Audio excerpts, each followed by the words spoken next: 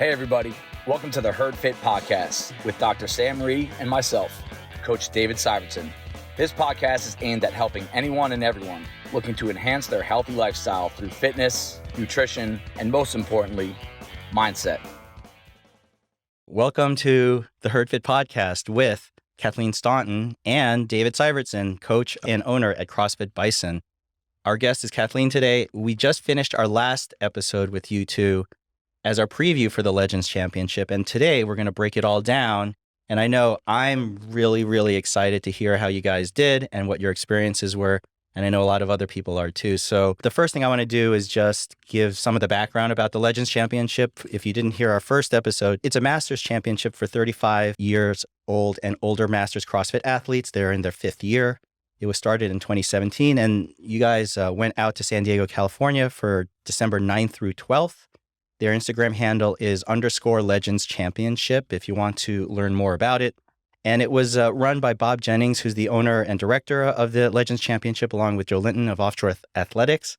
And they had multiple sponsors, big sponsors, who I want to give a shout out to because they really support the Masters. And I want to support them for supporting the Masters. And they included True Grit, who were the equipment sponsors, Vuori, who were the apparel outfitters, CBDMD, Torque Fitness, who supplied the torque tanks, Hyperice, Yourland, and RX Smart Gear. There was also another organization, Project Onyx, run by Elijah Easy Muhammad, and their goal was to eliminate the barriers that underrepresented and underserved people of color face by providing affordable and accessible health and fitness services and mentorship.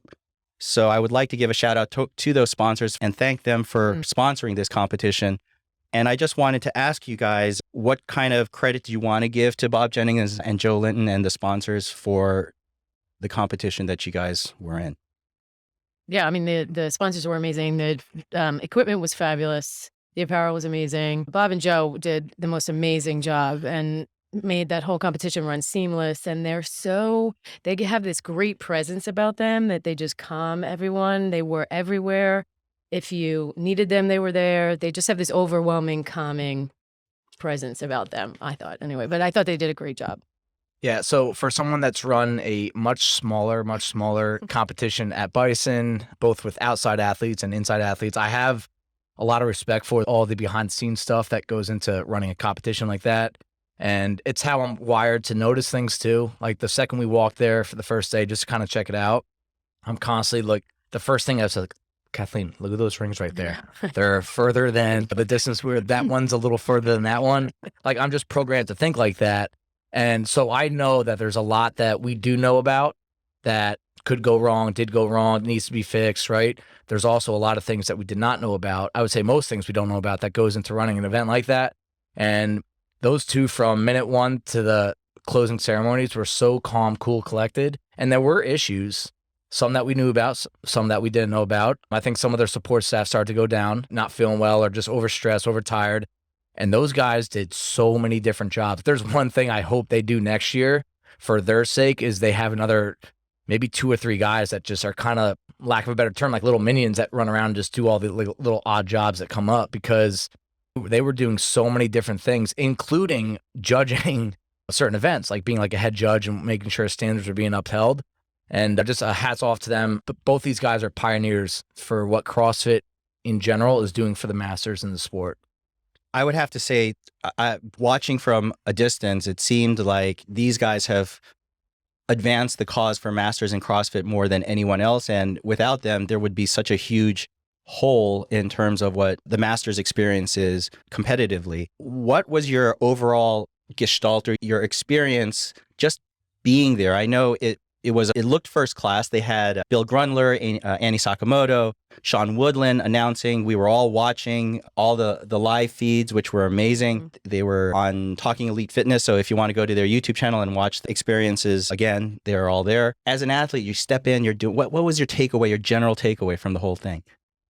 It was outstanding. It was the greatest experience that I've ever had. I mean, we got to do what we love, and it was just such a great experience to be there with all of those athletes. And it's the most overwhelming. We kind of snuck in the first day to take a look at the And we got in trouble. We got in trouble. Catholic school kids Are you guys athletes? leaving with Yeah. but it's overwhelming to stand on that floor as they're about to say 3, 2, 1, go, and have your heart race like that under normal circumstances, it was great. But being there in that venue was, I think I almost passed out. Seriously. Yeah, I mean, I was so impressed with how just systematic everything was. Like, everything was on time for the most, like within 5 minutes the entire weekend, right? And that's a big deal when you are working out in the morning, in the afternoon, and at night. You need to know what time to go back to your room and shower, eat, change, go back, warm up. And if things are not on time, like, you just don't know what to do. And they were almost to the minute. They were on time the entire weekend. And that's really hard to do. I want to say there was 400 athletes there. I think I have that right. Yeah. Correct me if I'm wrong. And that's really tough to do. It's hard to keep things on time here with 20 athletes. So they had 2 different floors going on at once. I think you guys on the live feed, on the YouTube feed, saw 1 floor. There was another floor with workouts going on all day. And I remember the day one, Bob came up to me and said, "Hey, can you get interviewed by Sean Woodland?" I'm like, "Wait, what?" Like the Joe Buck of CrossFit. That was like when I was like, all right, this is pretty first class. That with the equipment, the way the floor was set up, how, organized everything was. And for 2 athletes that have never been to the games, I think that's as close as we can get to in terms of feel without actually being there. I know a lot of the athletes mentioned how crazy it was to have those 3 announcers discussing their performances, commentating. That's a special thrill for anybody, particularly you guys, which was really cool. Yeah. What was that floor set up like, that environment? So we saw, like you said, one side of it. We saw the rig. We saw it was built out by True Grit. Yep. Custom. Yep. And what was that like? It was first class all the way. It was great. I mean, it was set up so well, and they had you in your lanes, and it was just exciting. Yeah. Really. And Kat, that was the pull-up bar heights were all uniform. They're all the same. Men, women, short, tall. So that was something that they had multiple risers for women and some men in divisions that it was just too high for them to get to. The rings too. There was no adjusting anything. Oh, we'll talk about the rings. Oh yeah. But yeah, I mean, that floor was really cool. It looked so crisp. It like, I remember going out there when we got yelled at for being in there early. It just looked so clean and so fresh, and they had the big CBMD logo right in the middle for the sponsorship. And the other floor, which you guys did not see, it was so jammed. This will come up later when we talk about that double dumbbell workout that I'm still having PTSD from, but it was small. It was tight. Like the lanes were only 3 feet or 4 feet. It looked tight. And, and logistics of that with the workouts basically put on that floor for that reason. But that was like a raw feel. It was just rubber lines on the ground and you go. There was no rig. There's nothing fancy. There's no logo. There was no lane numbers. It was just a raw feel, which I kind of liked because that's, at the end of the day, that's what this still is. Did you guys was the hotel right adjacent to the competition?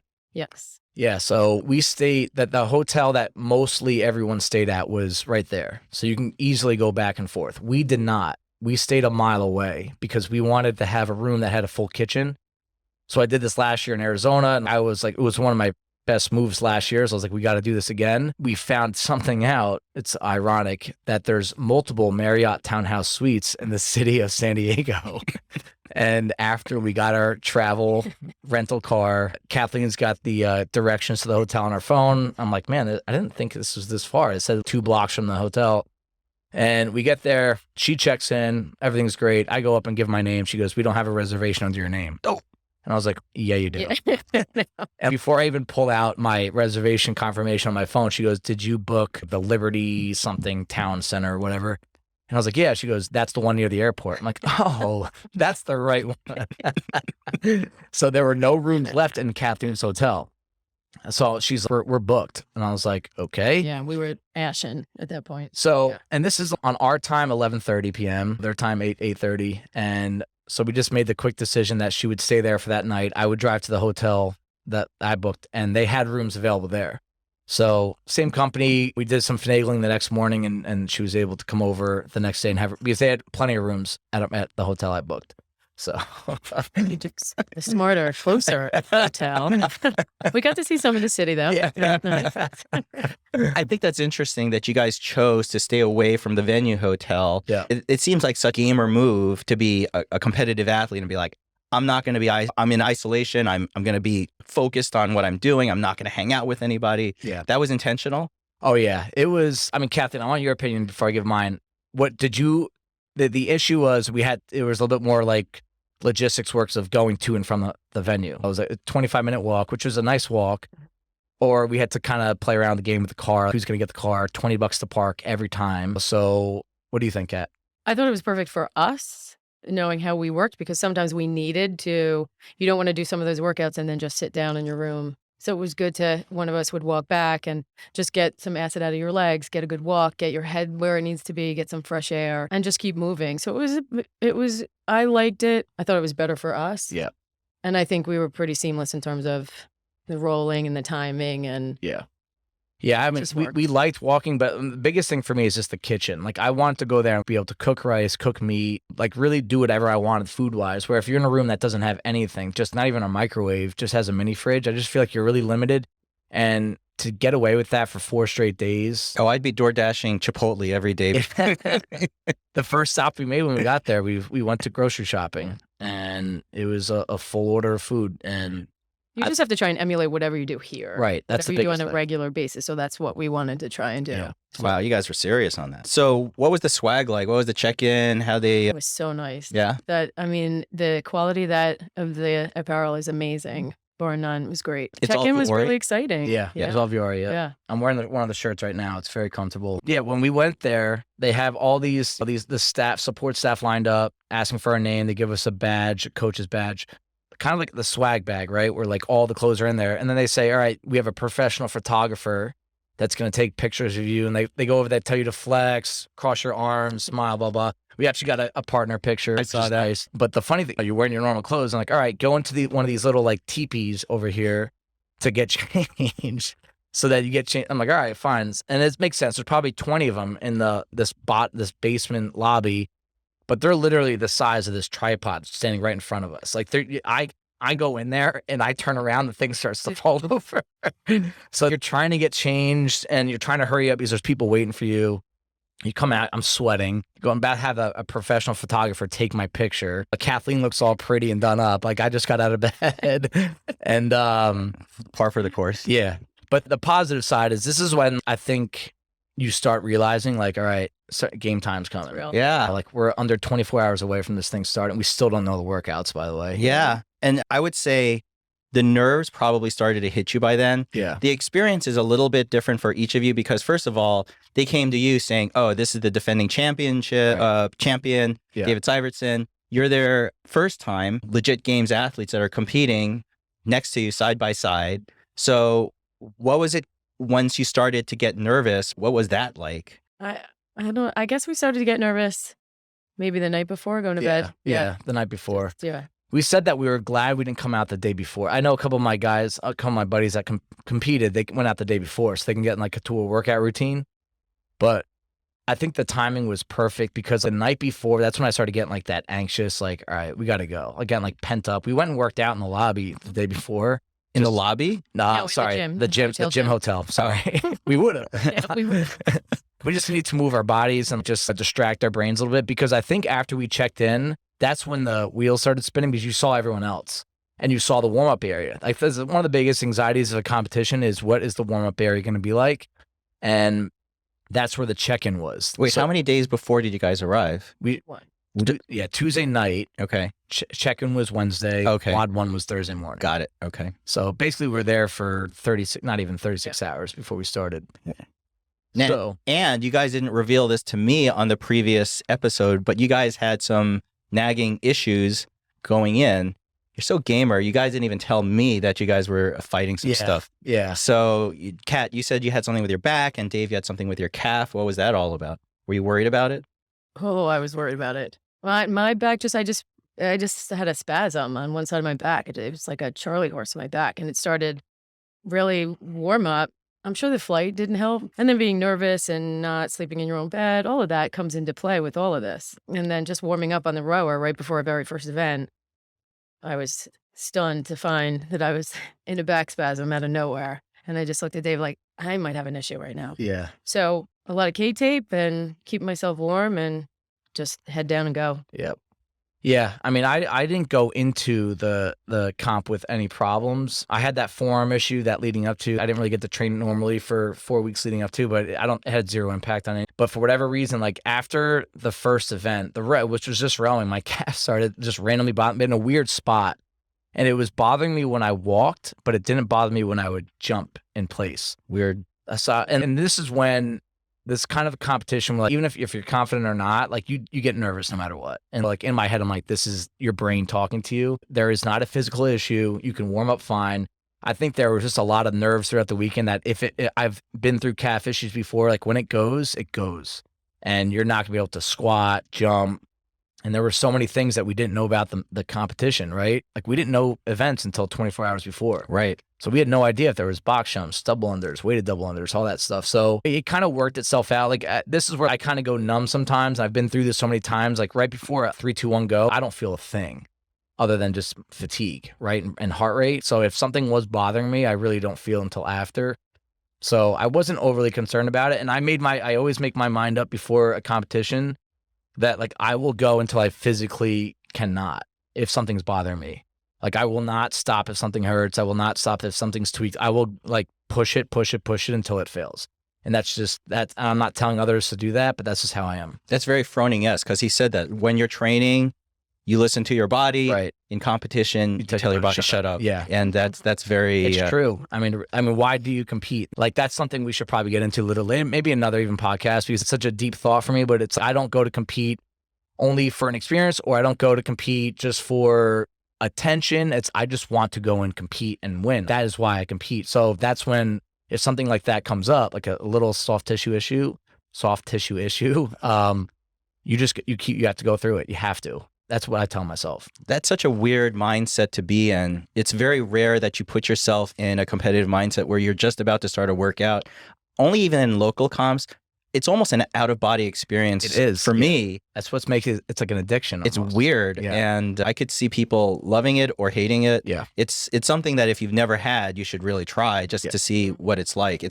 And at that level, it's got to be even more mind-blowing to be competing like that. Right. I can't imagine it. But so then what was it before you guys got out there? What would you guys do what was the warm-up area? What were you guys thinking about before you guys were going out into the competition? Well, the warm-up area was downstairs in the basement of the hotel. Yeah. And then you just had to do you. It's not like you had everything your beck and call to warm up. So you have to figure out how to warm up certain muscles and body parts the best to your ability. And then they would just call your age group and they corral you in. Yep. You're on your own warming up, but you're with your age group. I was going to say, do you sit there and you're high-fiving and hanging out and talking, or are you just zoned in on your own thing? A little of both. Yeah. A little of both. As the weekend went on, a little of both. Everyone was so supportive, especially in my age group, amazing. Everyone's helping each other warm up and very kind and courteous and allowing you here, you use this, you try this, come and jump in here, or use this barbell, let's do this, and then you just corral and get in your own head. Yeah. The warm-up area, you have to know that going into a competition, whether it's like this or a local comp, like you're not going to have what you want or what you're used to, and you have to be okay with it. And if you're not, don't sign up. And this is where I think when Bob talks about wanting to take this thing, like maybe at some point Legends is the CrossFit Masters Games. Yeah, we should talk about that at some point. But he would need support from CrossFit for that, right? And part of that is just warm-up area logistics. Like we had 2 rowers for everyone that was warming up in the warm-up area. Oh my God. You don't go and like, Bob, why don't we have more of that? Like they have other more important things to worry about, right? But if you had a huge support staff from CrossFit, you're just like, all right, guys, contact C2 and get 30 rowers down there. All right, but you can't just do that, right? There's other things they have to do. But I remember there was a guy before that first event, all I wanted to do was get on that thing for a minute, 30 seconds, do intervals back and forth. A guy right in front of me does a 2K row. 2K? Just like calmly rowing, and I'm sitting there, I'm like, my heat's coming up. I'm like, you gotta be kidding me, dude. So, but that's like with the ring, there were no rings down there. The ceilings were too low for you to do muscle ups. The pull-up bars were like shaking every time you would go do a kip. So there were workouts like you really didn't do anything prior to. You just had to do some like range of motion stuff with your body. And I'm big on warming up, but you don't need a specific template to warm up. If you have barbells and weights and dumbbells and boxes, you should be able to get through anything. But you also, one of the hard things you can't anticipate for is what you said, being corralled. you warm up, and then there's probably about 25 minutes before you do anything else. Oh yeah, it seemed like there's a lot of downtime in between heats, like where athletes were just kind of. And we would be waiting outside while the previous heat was doing their thing. So all that time, and it wasn't hot out there. Like a couple of guys are like standing in the sun because they're getting cold and stuff. And again, like air squat, stretch, do something, Right. you know? Right. Yeah, everyone's going through the same thing. So what are you going to do? Exactly. Right. Yep. What was your mindset going in? What were your expectations before every event, before all the events? What were you thinking about what you wanted to accomplish with it? Well, making ourselves proud. Yeah. Just doing the best we could with each one and enjoying each one. And again, making ourselves proud. Yeah. I mean, before every event, I would pray, and then I'd think about Ash and Brock. And I even like, you know, not just because these guys are listening to it, but I thought about Bison a lot too, because I know they're like, there's some pride they take in that they say our name on a live feed. Tremendous. And we are doing this for ourselves. It's a very internal thing, but it does add a little bit more fuel to the fire that there are some other people that are not benefiting, but like just taking some pride in being out there. And you are us, basically. Exactly. If we are you. And like that, I think that's one of the coolest things about this. And I would feel the same way if I was watching someone else do it. If someone else is in those shoes next year, I would know that they're going through, and like, hey, like we're with you and you're with me, and we're doing this thing together. So let's go into the workouts. We had day one, there were 3 events. And the first one, and I wish I had the time to cut all of the Anchorman clips in here. And it's funny because if you watched Anchorman, it's so funny. Yeah. And if you've never watched it, you're like, what the hell are these workout names? And they mean nothing. Yeah. So if anything, hopefully more people will watch Anchorman because it's very funny if you like that kind of humor. The workout number 1 was, I believe it's jogging or yogging. It might be a soft J. And it was an AMRAP row, 3 minutes max meters, 2 minutes rest, 7 minutes max meters, which is very strategic, I would assume, just looking at it. You had to go in with a plan, right? So that was going to be the workout, but they changed it. So there's 2 parts to this. That was supposed to be a run. Right. And we were like both excited because Kathleen much more than me, but like, I can hang on a run. And when they changed it to the rail, it was done. That's probably even better for me individually. Yeah. But I think there was a supply chain issue out there. Yeah. Like I think the actual air runners or treadmills were actually on a ship in a port. And they just couldn't get them out. I see. So what happened was they set up the rower monitors to do 3 on, 2 off, 7 on. So we came up, we talked about like, hey, 1K pace, 2K pace, blah, blah, blah, right? And the first heat, which was my age group, but the heat before me, there were several rower issues with the screens. And so these guys did their 3-minute row and then the 2-minute rest. And then when they started rowing, some of them weren't working. So they had to stop. And then they did it again. And I'm pretty sure they did it a 3rd time. And on the 3rd time, the rowers were not, they said, all right, guys, workout's changing. 3-minute row, 4-minute rest, 3-minute row. So the reason behind that, again, I'm just going to guess, right? That adds up to that equals 10 minutes. And because of all these failed attempts at trying to get this thing going, they were 25 minutes behind off the bat. So instead of it being a 12-minute event, they made it a 10-minute event so that every heat that went, they picked up 2 minutes that they had lost. I see. So smart. No, very smart. Again, this is what I'm talking about. They adjusted on the fly. Now, there were guys in my age group that said it changed their strategy a little bit, right? And they felt that it was unfair. They said they would have paced their 3-minute row different had they had known the second row would have also been 3 minutes. Probably not. I think it's just something they were just probably a little angry about it. That they did get screwed a little bit. I am pretty certain that they got more than a 4-minute rest before their second row, though. So I think it kind of balanced out. So that's kind of like, that was just a little backstory on that. And then they had issues with scoring. Like they had my score wrong and a bunch of guys scored wrong for almost the entire night. I heard because there was a lane skipped and then the way they entered the scores, they didn't account for that. I'm glad I knew that the guy that was missing from my heat, I know him. He's my coach's athlete from Long Island, and he broke his foot a couple weeks prior to, and so he didn't show up. So I knew, but he had a score. And I'm pretty, like, I watched how the guys were doing the scores. They were literally just walking lane by lane, writing numbers. And I'm pretty sure he just gave someone's score to that guy. And we were all off by 1 because I knew my meters, the guy to my left had them on his name. And the guy to my right, I had his scores on the leaderboard. So I'm like, all right, I'm pretty sure this is what happened. And they figured it out. They did some communication. It took, I remember they were up till, I think 1 a.m. the next day trying to figure this out. And they fixed it. So we were confused back home because we were like, Dave is 20 something, but we thought he was kind of good at the row. And then it turned out you placed third in that event. So what was the strategy going? Just max effort for 3 minutes both times? Did you have a pace you were trying to hit? What was your pace that you tried to hit? I mean, rowing isn't my strength, but I just went as hard as I could. Yeah. And you knew you were getting a rest in a minute. So what was your pace time that you maintained or tried to maintain the whole time for the first and the second? I don't even know. Okay. I really just went. She was really also just went. I just had to go because that's not my thing. Were you able to sustain it, or did you feel like you were dying at a certain point? I was tired at this on the second half for sure. Yeah. But the first round, I was like, I got this. And you're able to finish 3 minutes strong, or you're like, okay, 2 minutes, and then like your second half, that last minute, you were like, okay, come on. Yeah. You were getting tired because 3 minutes can be really long when you're sprinting. But then you just close your eyes and you're like, every 15 seconds, you're like, all right, I'm almost there. Okay, go. Empty. Yeah, I tried to hit. So I know my 1K row is just under 3 minutes. It's like 2:58, 2:59. So my coach also helped me out with this. He goes, go at that pace plus a few seconds on the monitor.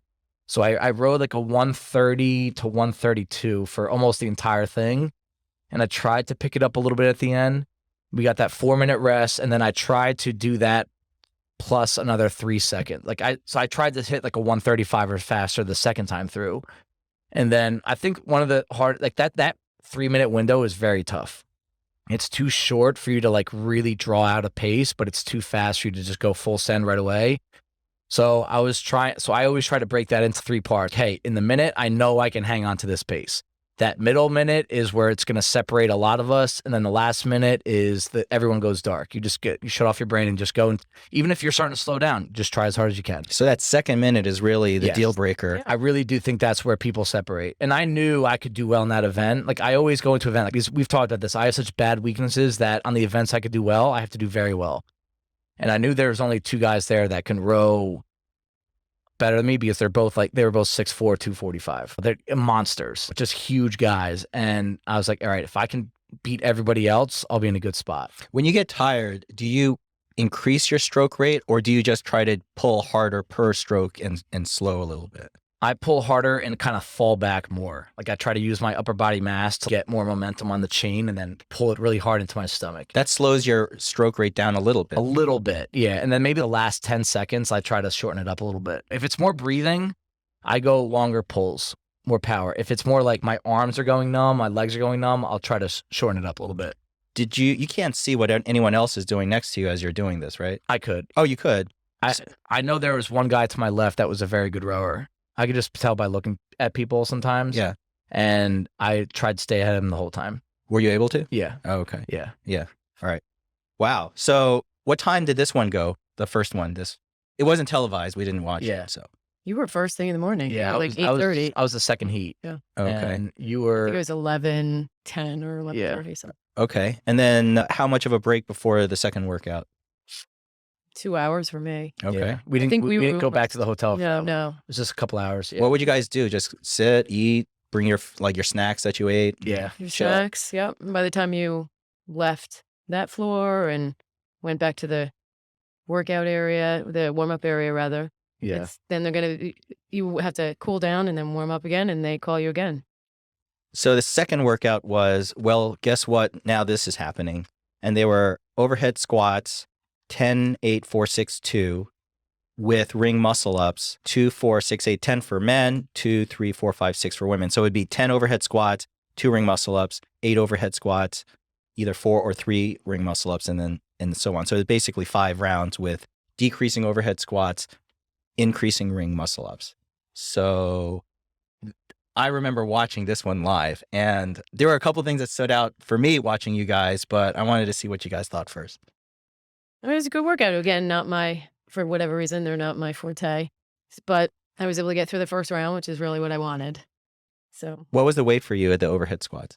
95. 95. Yeah, 95. That's close to a 1 RM. For you. I remember at the AGOQ before, right? So how did you feel about those first 10 overhead squats there? I felt fine. I felt great. I did. I felt I can do this. I'm going to keep doing it, and I'm just going to keep chipping away if I have to. I think one of the things Bob Jennings talked about in one of the podcasts was what a challenge it is to program this, because the top athletes are top, but there's also a significant percentage of athletes that are not as elite. And I was watching, and Britt Arcee and I were commenting online. There was an athlete next to you, and she couldn't get one ring muscle up. And we watched for several minutes as she was struggling. And we all empathized. We were there. It was just never broadcast live on YouTube for thousands of people to watch. Right. And so it's one of those things where it's scary, but also great in some ways to see that you can compete and you just try to do your best regardless of whether you have it or you don't have it. Right. And you look very positive during that whole situation. Oh, I was getting them if it was the last thing I did. Yeah. And I did. And that's part of what I'm so proud about for myself, that the mental gymnastics that you have to go through for each workout, whether it's a strength for you or not. So kept my head in the game, and I liked it. I liked the workout a lot. It'd be great if I could just bang them out. But okay. I mean, we hear this all the time. I hear this as a coach all the time. No matter what result you get, you're always like, I wish I could have gotten a little bit better. Yes. And that's part of what makes us different than a lot of people out there. It's okay to think like that. And I think putting yourself in that position where you're uncomfortable and you're failing, it sucks in the moment if your mind is so obsessed with that current result. But like you've been doing this long enough that it's going to lead to better things, and you have to go through this bad stuff sometimes, and it's really not that bad. I also think that getting those muscle ups was a huge one, and close to a 1 RM overhead squat for her is huge. And you're still day one, still worried about the back. Like she was picking her like raisins up off the ground with a straight back, let alone a 95-pound bar.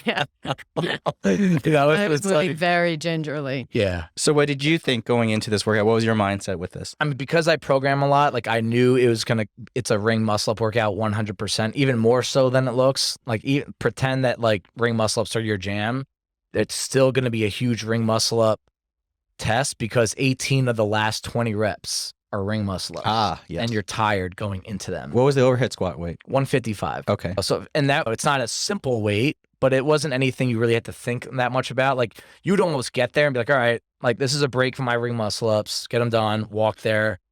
And this is where having a coach help me out there is my coach, Henry Toronto from Crafted Coaching now. He said he got to watch the heat before, and he goes, dude, everybody was falling apart on the last set of muscle ups. Yeah. Even like some of the top guys in there. Yeah.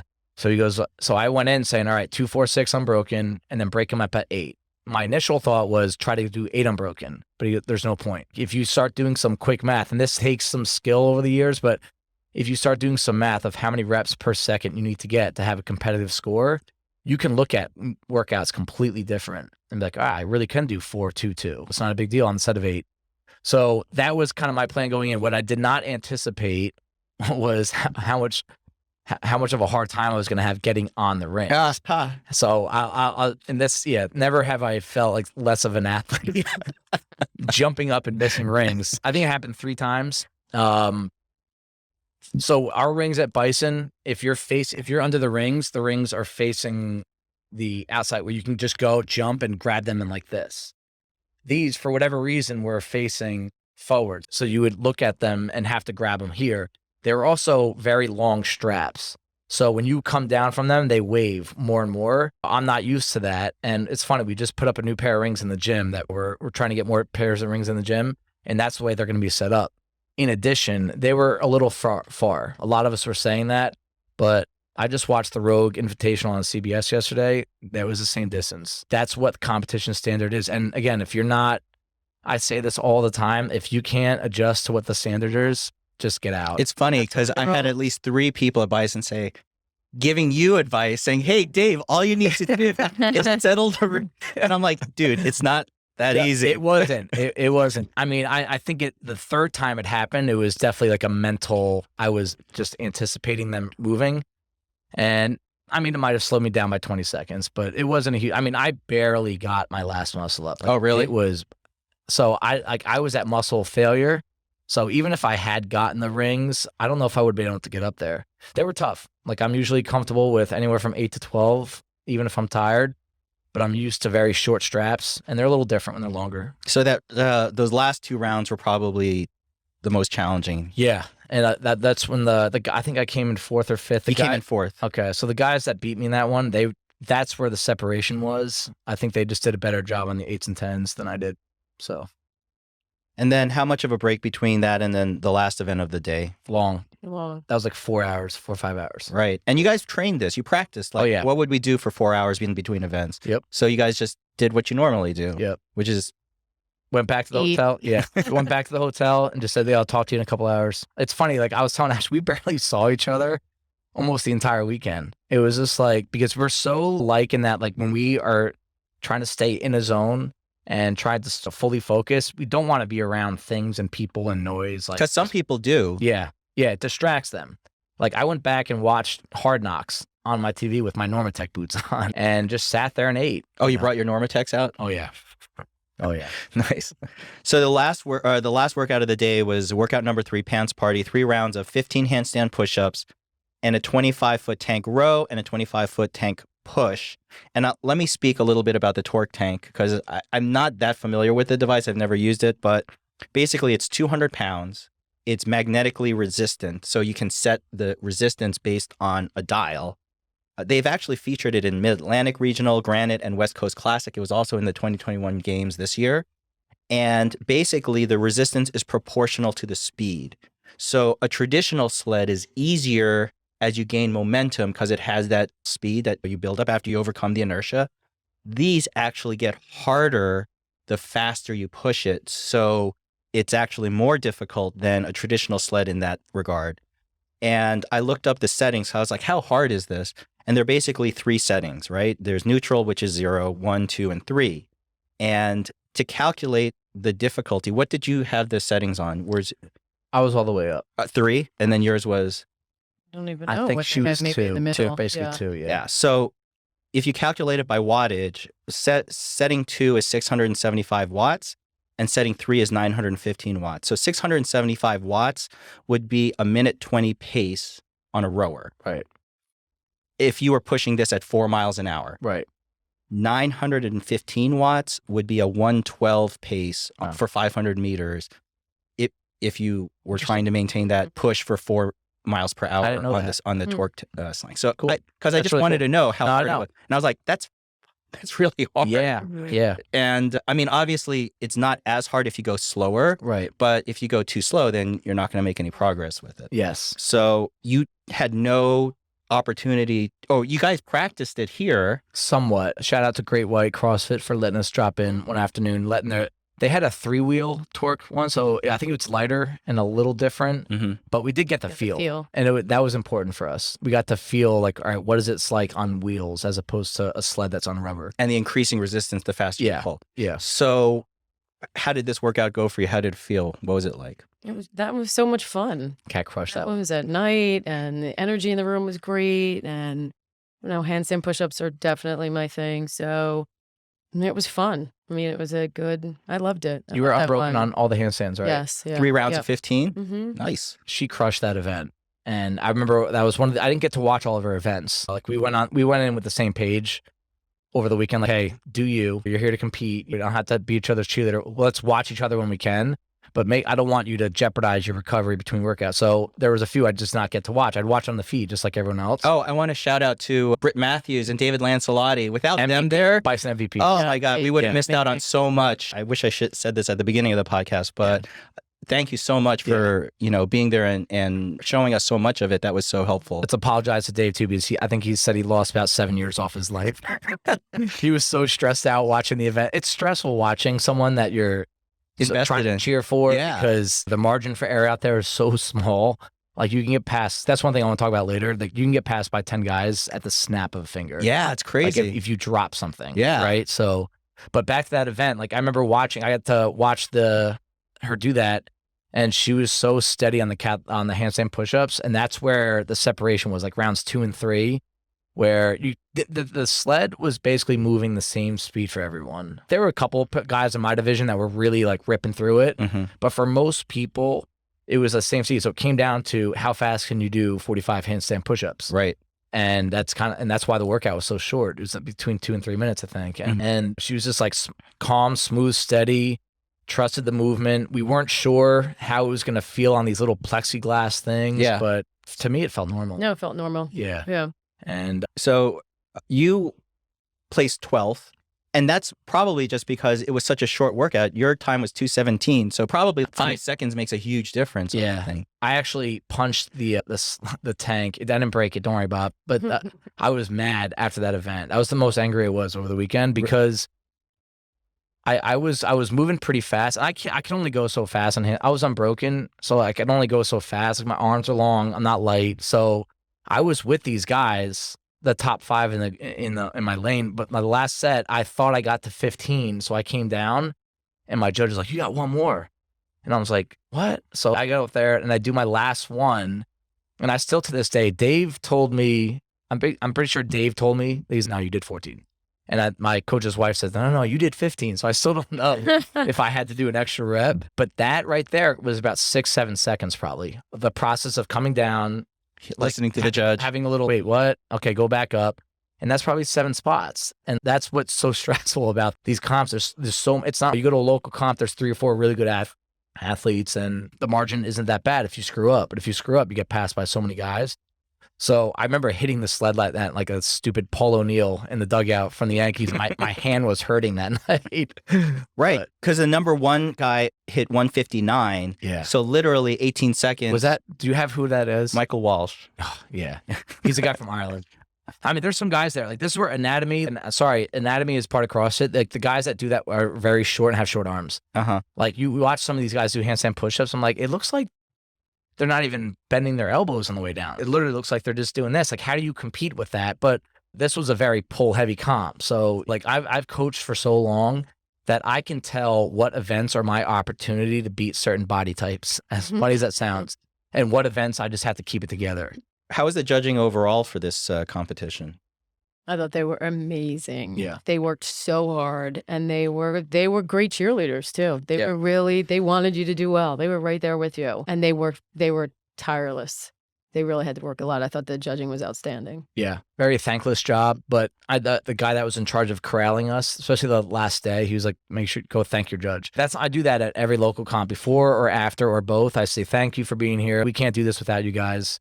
I mean, think about it, like all these like egotistical competitors that go there, like you guys have no shot at competing ever if you don't have people judging for you, volunteering their time. Like they might get a shirt and a meal, but that's something that we should always be cognizant of, that there is no such thing as a competition without volunteer judges. And I think for the most part, they did a good job in a sport that's very hard to be a good judge. It's really hard. When guys are moving really fast, like I had a couple people like, oh, that guy wasn't standing up on his deadlift. I'm like, it's hard to do that. It really is. It's hard to, they move so fast, some of these guys, that you just can't, as long as I got a warning a couple times on a couple workouts. Hey, do this to make sure, hey, you're getting close. They're not there to no rep you. They're just there to uphold the standards to the best of their ability.